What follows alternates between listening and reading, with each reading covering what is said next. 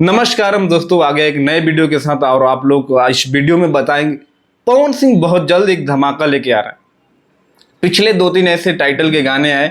जब सड़िया करिया वाला गाना आया था तो ब्लैक साड़ी की जो डिमांड थी मार्केट में बढ़ गई थी और उसका रेट भी बढ़ गया था। देन सेकेंड अभी सड़िया ब्लू के लेके आए थे तो मार्केट में ब्लू कलर की जो साड़ी थी मिल नहीं रही थी और उसका जो प्राइस था बढ़ गया था। अब पता नहीं एक सड़िया गाना करके लेके आ रहे हैं।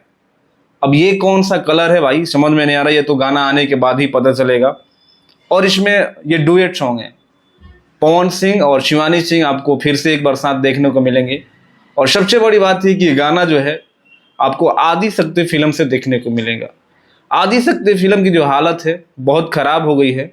इसलिए खराब हो गई है कि खेसारी लाल यादव जब से ग्लोबल म्यूजिक जंक्शन के एग्रीमेंट में फंसे हैं तब से आदि शक्ति कोई भी गाना खेसारी लाल यादव के साथ नहीं लेके आ रहा है, क्योंकि बड़े से बड़े गाना खेसारी लाल यादव का डिलीट करवा दिया जाता है।